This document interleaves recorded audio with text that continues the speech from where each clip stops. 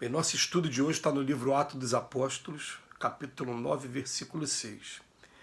E ele, tremendo e atônito, disse: Senhor, que queres que eu faça? Respondeu-lhe o Senhor: Levanta-te e entra na cidade, e lá te será dito o que te convém fazer.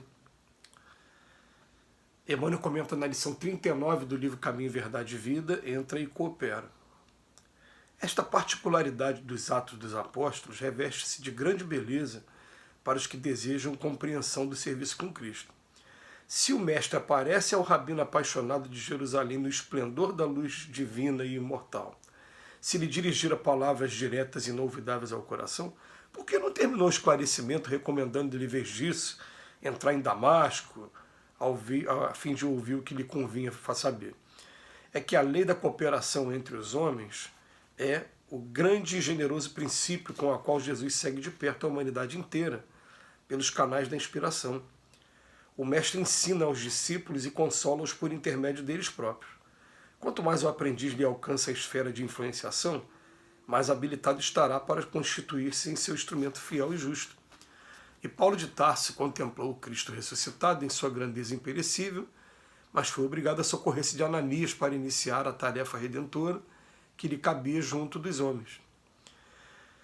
Essa lição deveria ser bem aproveitada pelos companheiros que esperam ansiosamente a morte do corpo, suplicando transferência para os mundos superiores, tão somente por haverem ouvido maravilhosas descrições dos mensageiros divinos. Meditando o ensinamento, perguntem a si próprios o que fariam nas esferas mais altas se ainda não se apropriaram dos valores educativos que a Terra lhes pode oferecer. Mais razoável, pois, se levantem do passado e penetrem a luta edificante de cada dia na Terra, porquanto no trabalho sincero da cooperação fraternal receberão de Jesus o esclarecimento acerca do que lhe convém fazer. Puxão de orelha de Emmanuel em cada um de nós. Vamos procurar entender o que Emmanuel está querendo dizer para a gente aqui.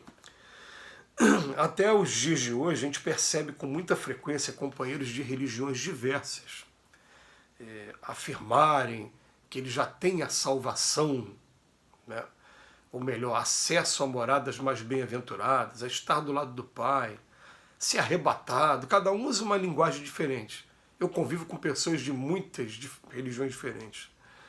E a gente vai perguntar por quê? Por uma simples questão de que há bem pouco tempo começaram a ler as Escrituras com os olhos de ver, reconheceram ali uma coisa muito especial, se renderam àquela leitura, aqueles personagens, principalmente o personagem do Cristo, e a partir dali eles professam uma fé mesmo mais viva naquelas autoridades ali, dos personagens que a gente encontra nas Escrituras. Quando eu falo de autoridades é porque eu também estou incluindo Pedro, Tiago, João, Paulo, né, Maria Madalena. As pessoas não ficam só na figura do Cristo. Mas o que ele está querendo dizer para a gente? Olha só, olha como é que a lei de cooperação é uma coisa interessante. Paulo de Tarso estava perseguindo os judeus, os cristãos. De repente ele está indo na estrada de Damasco, vê uma cegueira muito grande. Essa cegueira, se fosse alguma coisa maléfica, o encheria mais de ira. Mesmo cego, um guerreiro, ele continua lutando contra aquilo, mesmo aquilo que não está vendo. Mas não era um guerreiro ali era o Cristo. E a gente tem aqui a impressão muito clara até de que Paulo de Tarso ele não contou tudo para a gente nas suas cartas, mas o Cristo deve ter se apresentado para ele, né? Tanto que se apresentou que ele fala: por que me persegues? E depois tirou do corpo, deve ter mostrado o plano espiritual, deve ter mostrado um monte de coisa. Paulo fala num momento de suas cartas que ele chegou aí ao terceiro céu e deixou essa colocação para a gente. Então o que acontece? Quando Paulo volta a si, maravilhado, tá bom, não precisa de mais nada não, o que queres que eu faça? E imaginou se Jesus vira para o Paulo de Tarso e fala: eu quero que você vá converter os gentios. E, principalmente, eu quero que você leve o Evangelho ao maior centro de cultura intelectual, comercial, de poder, de autoridade do planeta nesse momento, que é Roma. O Império Romano era o principal do planeta.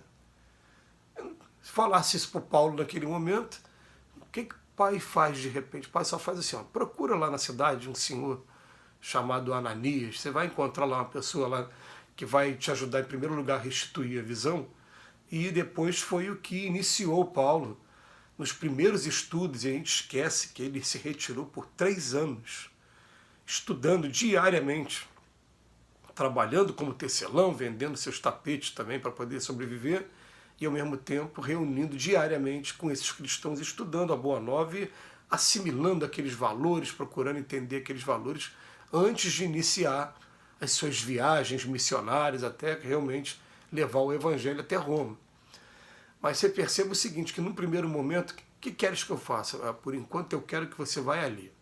Procura aquela pessoa vai te dar a orientação. E a gente aqui na Terra, a gente está precisando o tempo todo uns dos outros. Né? Um está buscando um determinado vídeo aqui no YouTube, outro está buscando uma determinada orientação, outro... E a gente está assim, ó, todos nós aqui com muitas imperfeições ainda, mas todos servindo de instrumentos, um para o outro. A gente vai perceber o seguinte, a gente só consegue evoluir quando está em coletividade mesmo. Sozinho ninguém evolui. Aliás, diz no Livro dos Espíritos até que a coisa estiola, né? A coisa vai ficando cada vez menor, a gente vai ficando mais embrutecido quando vai vivendo isolado. A gente precisa estar vivendo em sociedade para estar aprendendo a conhecer o ser humano, amar, respeitar da melhor maneira, e daqui a pouco, como Jesus fala para Pedro, Pedro, você é pescador, vou te transformar em pescador de homens, segue-me. Isso aí um dia ou outro vai acontecer com qualquer um de nós, todos nós vamos viver essa experiência também. Mas ele vem falar para a gente assim, né? Ó, entra e coopera, olha o título da lição aqui. Vem falar para a gente, ó, ao invés de te dar todas as diretrizes, vamos fazer igual aquela coisa do mapa do tesouro, aquela brincadeira que tem com as crianças, né? Vai dando dicas, ó, a cada prova que você cumprir, você está habilitado a conhecer um outro caminho. E lá na frente é que é dito para a gente, ó, tá vendo? Na verdade, toda essa sequência de atos foi para poder chegar a esse ponto aqui. Ó. Agora você está habilitado, agora você está preparado, pode fazer todo o trabalho que você tiver, que agora, quando o general está pronto, o serviço aparece. Quando o servidor está pronto, o serviço aparece. Né? Então, é uma coisa para a gente começar a meditar e ver assim, ó, em que etapa eu me encontro agora. Né?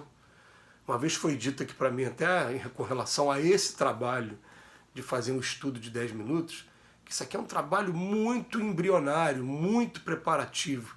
A gente começa a fazer isso e lá na frente vai entender, você fez aquilo ali, vamos lá para testar sua disciplina, para testar sua assiduidade, pontualidade, para ver se você finalmente entende que a gente precisa dessas meditações, dessas reflexões diariamente, assim como a gente precisa de café da manhã, de almoço, de janta, para poder estar mantendo esse corpo em funcionamento, a gente precisa dessas reflexões e desse estudo diariamente. Mas lá na frente é que a gente vai entender por que foi feito todo esse trabalho.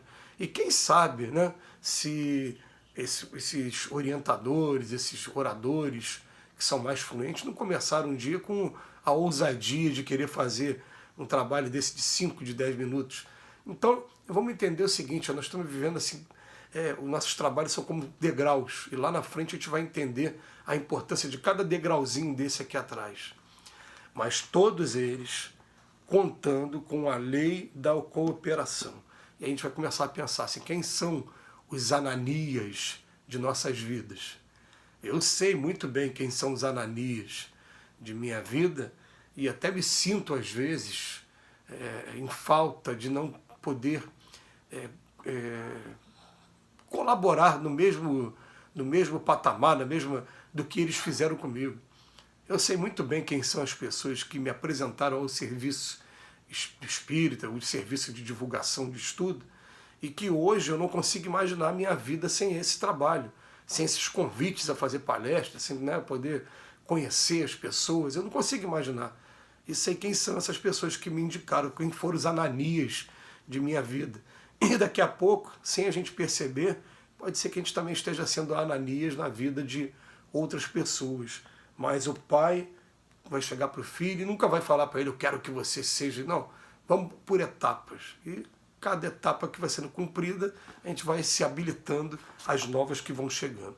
Que Jesus nos abençoe hoje e sempre. Mais uma vez, obrigado, Emmanuel, pelas reflexões.